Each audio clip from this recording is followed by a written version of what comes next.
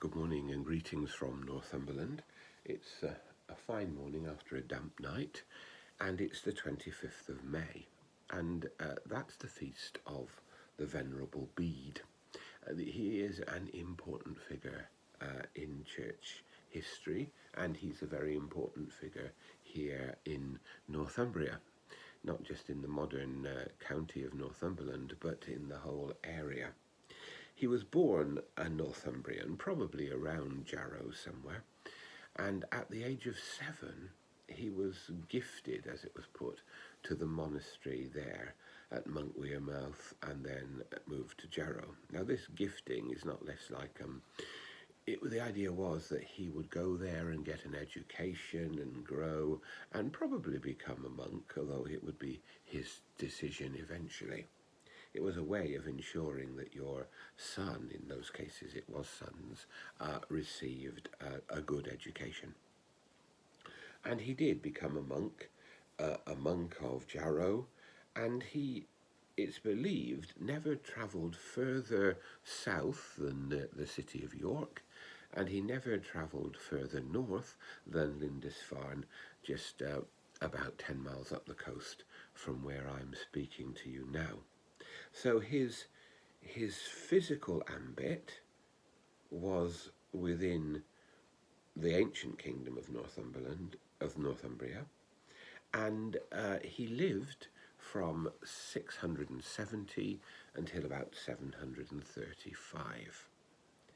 He may not have travelled very far physically, but in his mind he travelled both through time and throughout, particularly, the whole of the country. Because he wrote this amazing book, the ecclesiastical history of the English people, or the history of the English church and people, as it's sometimes titled. And in this he sought to describe how Christianity had come to England up until the time that he wrote the book. So it was a history of Christianity and the way in which it touched our islands, because it was, although he makes about the English church and people, he actually does go beyond the borders of England, is the way in which Christianity touched our islands in those 700 years.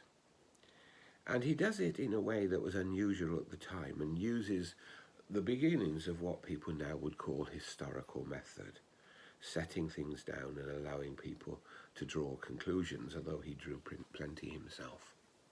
And we are deeply indebted to him because he gives us the backbone of the story of the evangelization of this island in a way that is powerful and in a way that people still return to again and again and again, to understand Christianity here in Northumbria and indeed throughout this island.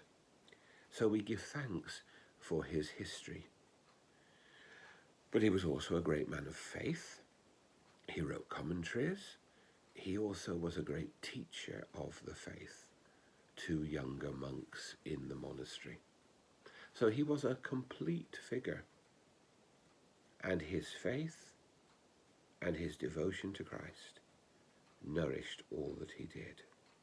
And that's important for us to remember. We were talking yesterday about day by day letting the words of God, the words of Scripture, the words of worship affect our lives. That's what Bede did in that little monastery that was so important as a centre of Christianity in this part of the world. He was part of that movement that enabled faith not only to begin, but to flourish and to grow in our land. And so we give thanks for him. And we ask God to bless us to do our part in continuing to let faith flourish in our land and for our neighbours. May God bless us all.